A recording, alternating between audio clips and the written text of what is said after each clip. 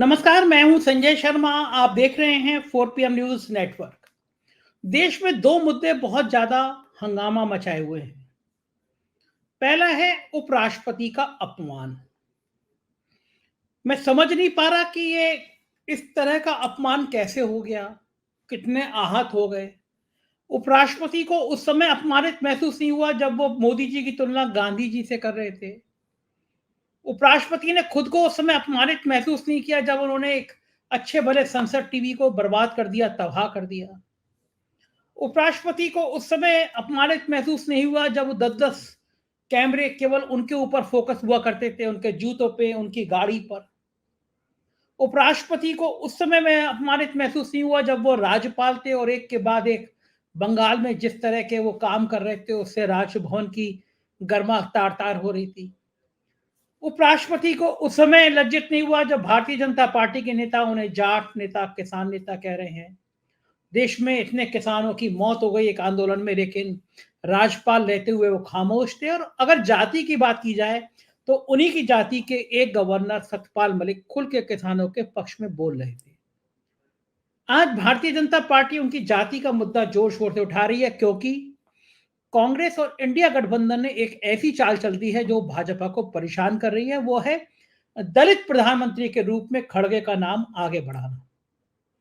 अगर इंडिया गठबंधन इस नाम को और आगे बढ़ाता है, बात दूर तक लग जाती है, तो इसके क्या नतीजे होंगे और क्या वास्तव में उपराष्ट्रपति का अपमान हुआ है और क्या वाकई में ये मुद्दा इतना बड़ा होना चाहिए।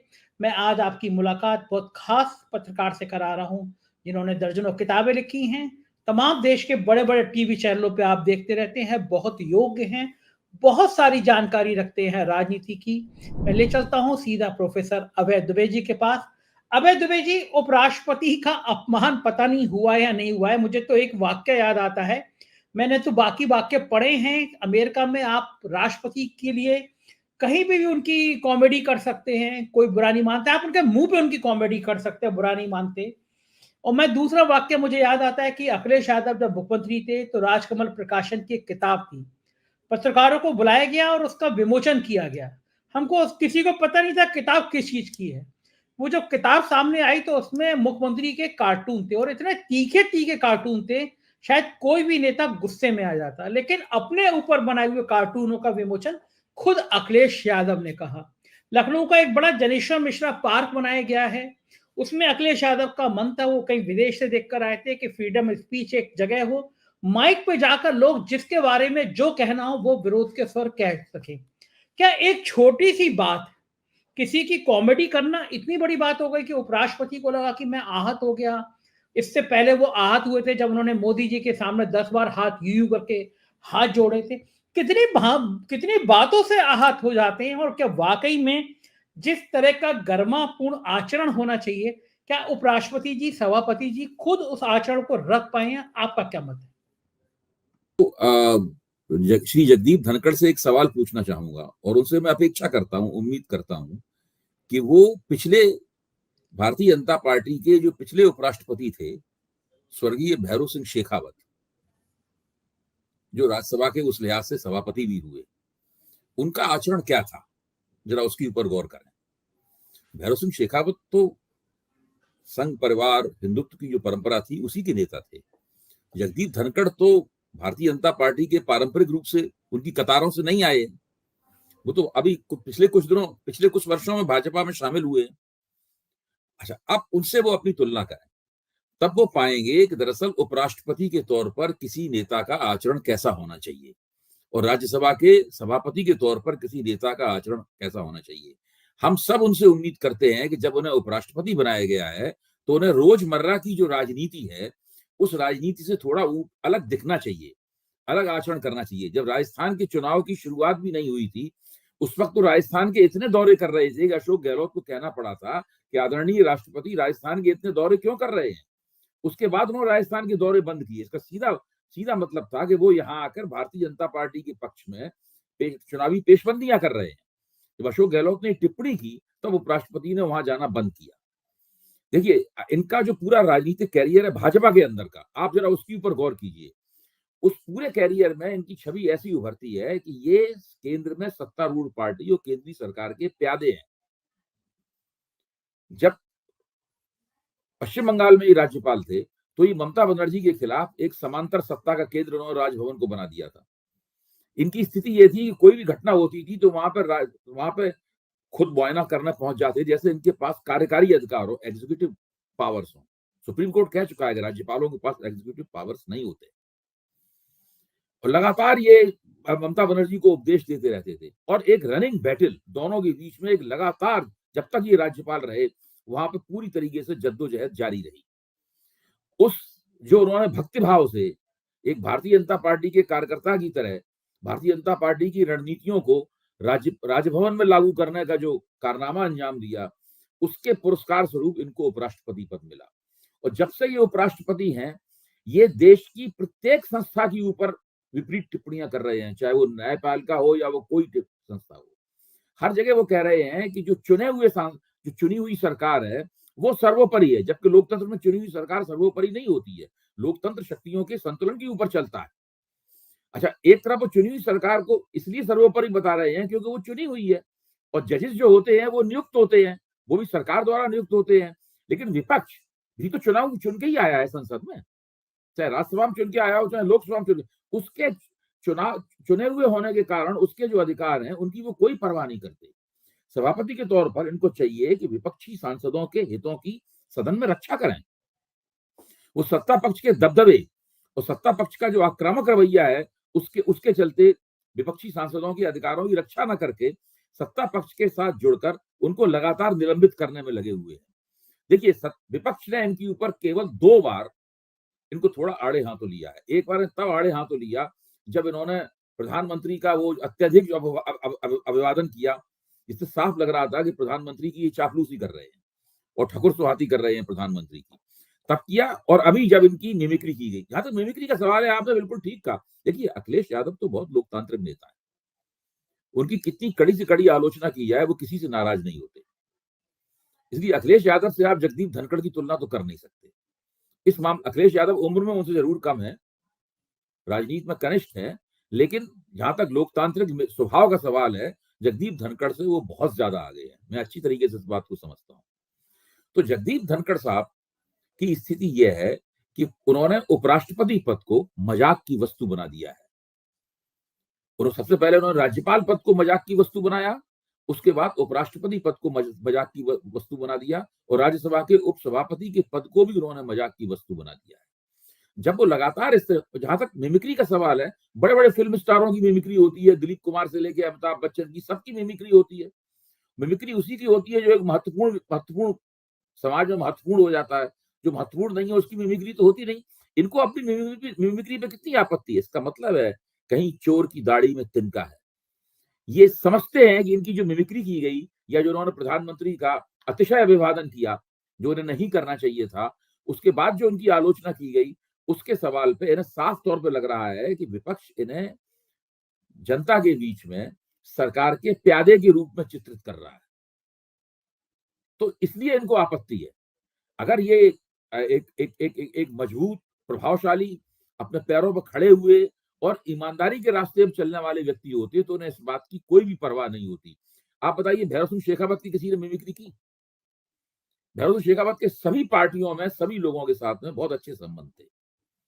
यहां तक उन्हें भाजपा के अंदर एक ऐसा व्यक्ति माना जाता था जिसका पॉलिटिकल नेटवर्क सबसे ज्यादा मजबूत है। धनखड़ साहब को चाहिए कि कम से कम और किसी से सीखें ना सीखें, कम से कम स्वर्गीय भैरव सिंह शेखावत की किताब के, राजनीति की किताब के कुछ पन्ने पढ़ें और उससे कुछ सीखें। ठीक बात है। और जेपी नड्डा जी आज भाषण देते हुए नजर आ रहे थे कि ये पिछड़ी जाति का अपमान है, ये किसान नेता का अपमान है, ये जाट समुदाय का अपमान है। ये कहां से जुड़ गया बीच में आके? देखिए, भारतीय जनता पार्टी की अदा ये है कि वैसे तो वो ये कहेंगे कि साहब 4 जातियां हैं, महिला, युवा वगैरह वगैरह हैं, और फिर जैसे ही उनको किसी राजनीतिक विवाद में वो फंसते हैं और किसी जद्दोजहद में फंसते हैं, वैसे ही उनको जात याद आ जाती है। प्रधानमंत्री को अपनी जात याद आ जाती है, उपराष्ट्रपति को याद आ जाता है कि वो तो जाट परिवार से आए हैं। और नड्डा साहब किसी ने कह सकते हैं अरे वो तो हिमाचल प्रदेश के ब्राह्मण है। तो ये तो इनका ये जब चाहते हैं जब चाहते हैं तो जाति का होने का फायदा उठाने लगते हैं, और जब चाहते हैं तो विपक्ष को जातिगत जनगणना के खिलाफ उपदेश देने लगते हैं। तो ये इन लोगों का एक प्रचलित हथकंडा है, जिसका वो बार बार इस्तेमाल करते हैं, कई बार इस्तेमाल कर चुके हैं। मुझे नहीं लगता कि लोग इससे कोई प्रभावित होते। और जगदीप धनखड़ का व्यक्तित्व ऐसा है कि आप किसी भी साधारण व्यक्ति से पूछ लीजिए, वो आपको देख के ही बताएंगे कि इनको किस पद पे, कैसे व्यक्ति को किस पद पे बैठा दिया गया। बिल्कुल सही बात है अभय भाई जी। दो नाम मैं आपके सामने बताता हूँ। दो गवर्नर रहे हैं, दोनों एक ही जाति के समुदाय से आते हैं, एक सतपाल मलिक और एक धनखड़ साहब। अगर आपको जी, तुलना करनी पड़े इन दोनों में, तो आप क्या इनमें दोनों में समानता देखते हैं और क्या असमानता देखते हैं? देखिए, सतपाल मलिक भारतीय जनता पार्टी की सरकार द्वारा नियुक्त गवर्नर थे, और उन्हें महत्वपूर्ण राज्यों में गवर्नर बनाया गया। लेकिन गवर्नर के तौर पे उन्होंने अपनी राजनीतिक स्वायत्तता कभी नहीं खोई। जब किसान आंदोलन हुआ तो लगातार वो किसान आंदोलन के पक्ष में बने रहे, और उन्होंने कई बार कहा, अगर मुझे हटाना चाहते हो हटा दीजिए, जो करना हो कर दीजिए, लेकिन मैं किसानों के पक्ष में बोलना बंद नहीं करूंगा। धनखड़ साहब उस वक्त क्या कर रहे थे? तब धनखड़ साहब को याद नहीं आ रहा था कि वो किसानों के नेता हैं। तब धनखड़ साहब को याद, वैसे किसानों के कभी नेता रहे ही नहीं है ये। किसान क्योंकि जाट समाज से आते हैं, तो किसान परिवार से उनका कुछ संबंध होगा, जब जाहिर है परिवार में कोई ना कोई खेती करता होगा, लेकिन ये किसानों के कभी कोई नेता नहीं रहे। मैंने तो कम से कम नहीं सुना किसी किसान आंदोलन का नेतृत्व करते हुए।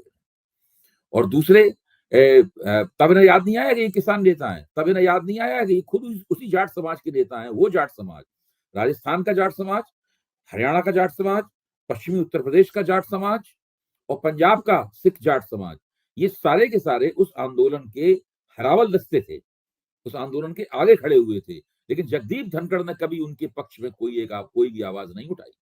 और सतपाल मलिक ने तो किसान आंदोलन का समर्थन करके, एक तरह से देखा जाए तो वो राष्ट्रीय राजनीति के एक महत्वपूर्ण नाम बन गए। जब तक उन्होंने राज्यपाल के तौर पर किसान आंदोलन का समर्थन नहीं किया था, तब तक वो राष्ट्रीय राजनीति में उतने नहीं जाने जाते थे। और जगदीप धनखड़ किसान आंदोलन की उपेक्षा करके, उसकी तरफ से उसको नजरअंदाज करके उपराष्ट्रपति बन गए, और वहां भी उसी पार्टी और उसी नेता की सेवा में लगे हुए हैं, जिसने उन्हें उपराष्ट्रपति बनाया। कम से कम उपराष्ट्रपति बनने के बाद तो उन्हें एक गरिमापूर्ण आचरण करना चाहिए था। बिल्कुल ठीक बात है। दूसरा विवाद इस समय चल रहा है कि जब से इंडिया गठबंधन ने खड़गे जी का नाम आगे बढ़ाया, और खड़गे जी ने आज बयान भी दिया, जब धनखड़ जी के सवाल पे पूछा गया तो उन्होंने कहा कि अगर वो जाति की बात कर रहे हैं, जाति के अपमान की बात कर रहे हैं, तो मुझे तो लगातार अपमानित किया जा रहा है।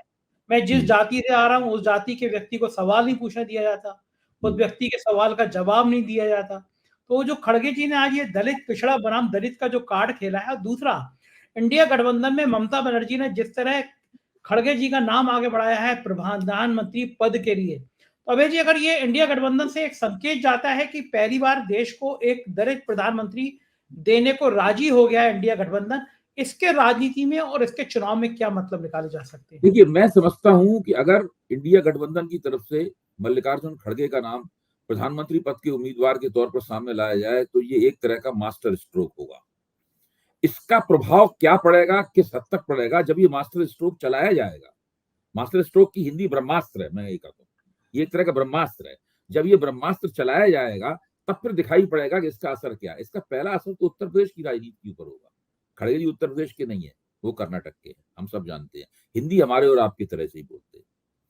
लेकिन उत्तर प्रदेश में जो मायावती हैं, अगर खड़गे को प्रधानमंत्री पद का उम्मीदवार बनाया जाता है, तो मायावती को 100 बार सोचना पड़ेगा कि वो विपक्ष के साथ खड़ी हो या ना खड़ी हो। देखिए, जब एक दलित को प्रधानमंत्री पद का पहली बार चेहरा बनाया जाएगा, भारत के इतिहास में पहली बार, और पूरा विपक्ष 28 दल और उसके साथ और भी दल उसके साथ जुड़ जाएंगे, उसके बाद देश की राजनीति में कहीं ना कहीं एक गुणात्मक परिवर्तन, एक क्वालिटेटिव चेंज हम लोगों को दिखाई पड़ सकता है। चुनाव कौन जीतता है कौन हारता है, ये तो मई के महीने में तय होगा।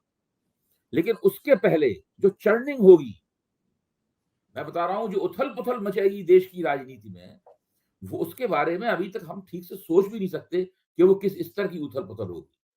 मेरा मानना है कि बहुत बड़े पैमाने पर खड़गे के पक्ष में दलित वोटों का ध्रुवीकरण विपक्ष की तरफ हो सकता है। उसके लिए मुहिम चलानी पड़ेगी। खड़गे पूरे देश का दौरा करेंगे, और बाकी सब उनके पीछे खड़े होंगे।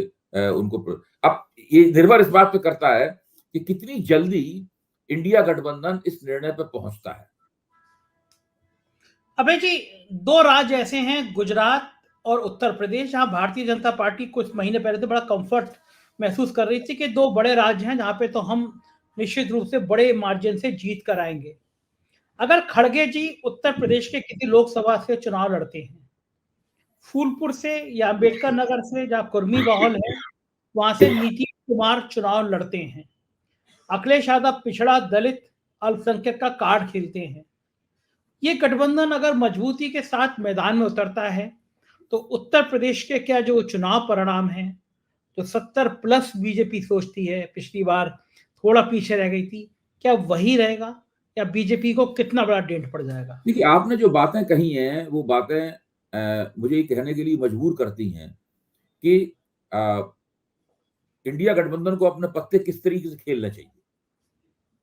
देखिए, अगर खड़गे को प्रधानमंत्री पद का उम्मीदवार बनाया जाता है, अगर वो राष्ट्रीय मंच पर खड़े होकर नरेंद्र मोदी को चुनौती देते हैं, देश की जनता से अपील करते हैं कि अब आपके सामने दो चेहरे हैं, आप किसको चुनेंगे, तो उत्तर प्रदेश की राजनीति में एक बड़ा परिवर्तन आ सकता है।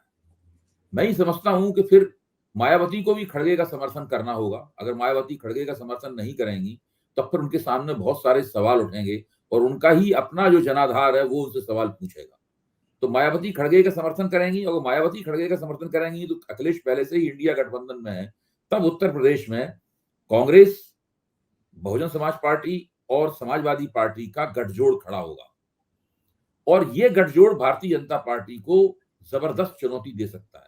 मैं ये मानता हूं ये गठजोड़ भारतीय जनता पार्टी से 25 से 30 सीटें तो आराम से छीन सकता है और बढ़िया योजना पूर्वक चुनाव लड़े तो ये लोग ज्यादा सीटें भी भारतीय जनता पार्टी से छीन सकते हैं। केवल उत्तर प्रदेश में ही केवल ये गठजोड़ अगर बन जाए तो केवल उत्तर प्रदेश से ही भारतीय जनता पार्टी को बहुमत से नीचे लाया जा सकता है।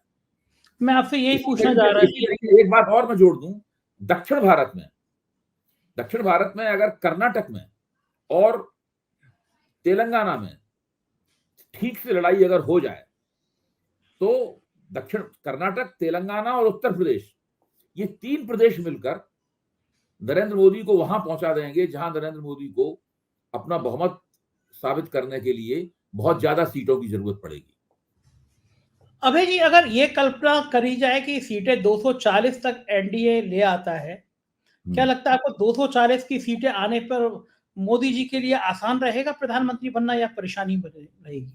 नहीं, परेशानी हो जाएगी। 240 का मतलब ये हुआ कि 32 सीटें कम होंगी उनकी बहुमत से। न केवल 32 सीटें कम होंगी बल्कि कुल मिलाकर भारतीय जनता पार्टी की 31 सीटें वो और 32 ये, यानी कम से कम 63 सीटें भारतीय जनता पार्टी कम जीतेगी।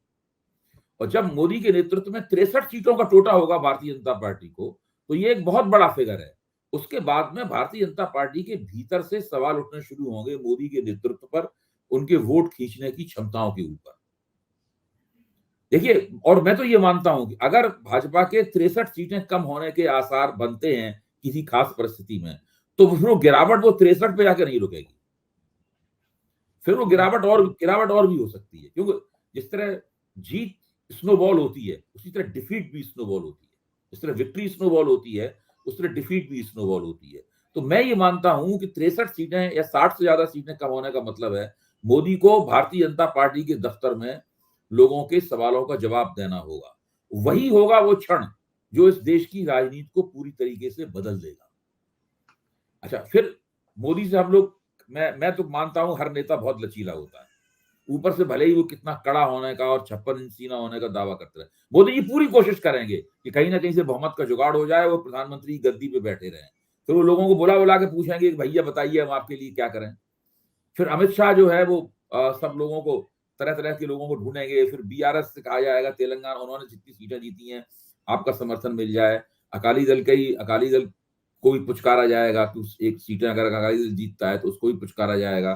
फिर वाईएसआर कांग्रेस को पुचकारा जाएगा, फिर बीजू जनता दल को पुचकारा जाएगा, और अगर अन्ना द्रमुक ने कुछ सीटें जीतनी है तमिलनाडु में तो उसको पुचकारा जाएगा। ये सारी कोशिशें होंगी, क्योंकि जो मौजूदा एनडीए है उसमें जो दल है वो तो कोई ज्यादा सीटें दे नहीं सकते। ये तो हो सकता है कि वो कुछ भाजपा के लिए अपनी बिरादरी के वोटों की जुगाड़ कर दें, लेकिन खुद ज्यादा सीटें जीतने की उनमें दम नहीं है। तो मेरा मानना है कि उसके बाद भारतीय जनता पार्टी एक बहुत बड़े राजनीतिक संकट में फंसेगी। मोदी जी के नेतृत्व पे एक सवालिया निशान होगा। उनके वोट खींचने की क्षमता जैसे ही कम होगी, वैसे ही भाजपा में वो तमाम नेता जिन्होंने मोदी जी के वर्चस्व के कारण अपनी महत्वाकांक्षाओं पर लगाम लगा रखी है, वो महत्वाकांक्षाएं खुलकर खेलने लगेंगी। अबे जी, एक बात और सामने आती है 3 राज्यों के चुनाव के बाद, जब अमित शाह और पूरी पार्टी, जेपी नड्डा, सब लोग कह रहे थे कि ये सिर्फ और सिर्फ मोदी जी का जादू है। उस समय एक ताकतवर संगठन मंत्री ओम माथुर योगी जी के संग बड़े खिलखिलाते हुए फोटो में ट्वीट कर रहे थे कि ये सामूहिक प्रयास है। और उस फोटो ने भारतीय जनता पार्टी की अंदरूनी राजनीति को बहुत तहलका मचाया कि मोदी की जगह पहली बार ओम माथुर और योगी एक मंच पर दिखाई दिए। उसके बाद जो योगी आदित्यनाथ और दिल्ली के रिश्तों को लेकर जो बात चलती है कि मोदी के बाद योगी, इन नारों ने अमित शाह जी को थोड़ा विचलित किया है। दोनों के बीच में मनमुटाव की बातें सामने आती हैं। क्या यह यूपी भाजपा में ये सारी बातें असर डालेंगी, या फिर राम मंदिर का मुद्दा इतना बड़ा होगा कि ये सारी बातें छोटी पड़ जाएंगी? नहीं, मैं आपने जो पहली बात कही मैं उसको ज़्यादा उसमें ज़्यादा दम देखता हूँ। ये राम मंदिर वाले मुद्दे की मैं नहीं मानता हूँ राम मंदिर वाला मुद्दा। देखिए, जो राजनीति जो होती है, वो अंतर्विरोधों को जैसे ही अंतर्विरोध प्रबल होते हैं, राजनीति का ग्राफ उधर झुक जाता है, हमेशा। जब अंतर्विरोध प्रबल नहीं होते हैं, उसके बाद इस तरह के मुद्दे जो हैं, वो एक तरह का आवरण डाल देते हैं, पूरे विरोधों के ऊपर, टकराव के ऊपर, आपसी जद्दोजहद के ऊपर। मैं ये मानता हूं कि जिस दिन मोदी के की वोट खींचने की ताकत पर सवालिया निशान लगेगा, उस दिन योगी आदित्यनाथ की हैसियत भी एक दूसरे रूप में निकलकर सामने आएगी। अभी योगी आदित्यनाथ भी स्पष्ट रूप से अपनी बात नहीं कर रहे हैं, उनकी तरफ से भी कोई स्पष्ट दावेदारी नहीं है। जो कुछ है वो कयासों के दौर में है।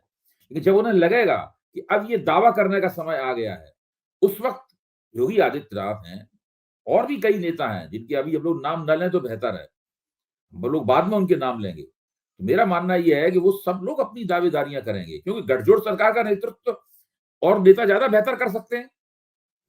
नरेंद्र मोदी गठजोड़ सरकार का नेतृत्व करने के लिए बहुत फिट नेता नहीं है। इनका जो तौर तरीका और रवैया है, उससे गठजोड़ सरकार में जिस तरह का लचीला और उस तरह का बंदा चाहिए, वो नहीं है। दूसरे नेता और इवन जहां तक के दूसरे क्षेत्रीय दलों को भी लगेगा कि अगर राजनाथ सिंह की प्रधानमंत्री पद के उम्मीदवार बने भाजपा की तरफ से, तो वो ज्यादा उनके लिए माकूल हो सकते हैं। मतलब इस तरह कई लोग हो सकते हैं इस तरह से।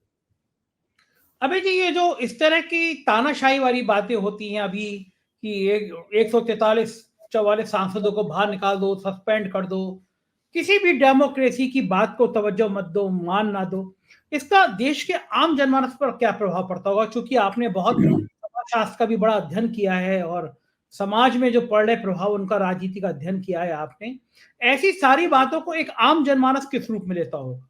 देखिए, जब अति हो जाती है किसी चीज की, तब वास्तव में लोग भले ही मुंह से ना कहें कि लोगों के पास सबके पास मंच नहीं होता कहने के लिए। आम लोगों के पास क्या मंच है, वो आपस में बातचीत करके रह जाते हैं।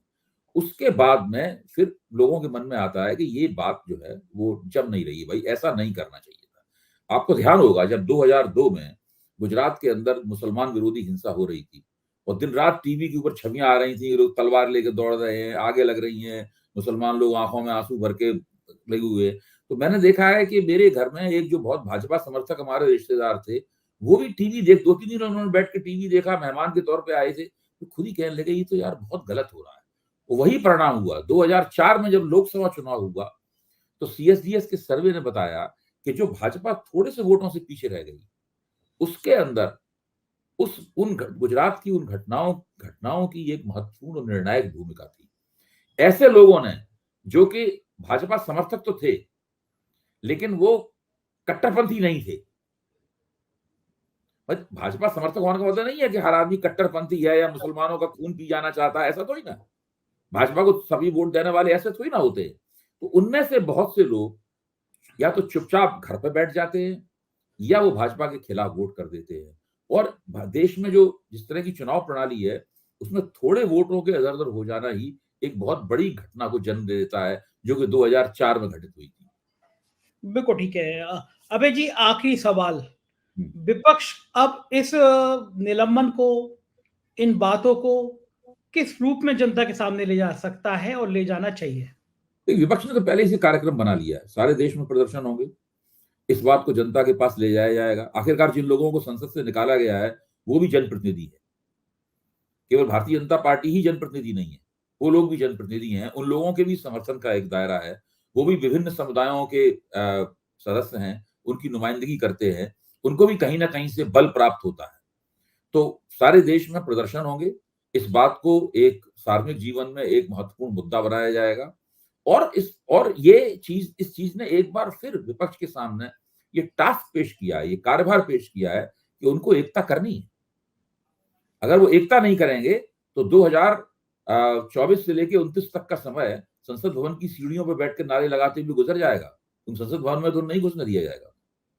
बिल्कुल, बिल्कुल ठीक है। बहुत-बहुत शुक्रिया अभय जी, आपने देश की राजनीति का चित्रण किया। बहुत-बहुत आभार। ये थे प्रोफेसर अभय द्विवेदी जी, इन्होंने सारी बातों का, देश की राजनीति का विस्तार से चित्रण किया। मुझको यकीन है ये परिचर्चा आपको पसंद आई होगी, अपनी राय से अवगत कराइएगा। चैनल को सब्सक्राइब करिएगा, ज्वाइन कीजिएगा। हमारे राज्यों के चैनल है 4 पीएम यूपी, बिहार, गुजरात, महाराष्ट्र, कर्नाटक, मध्य प्रदेश, राजस्थान और अब 4 पीएम बॉलीवुड भी। इसे भी सब्सक्राइब करिएगा। शुक्रिया, थैंक यू।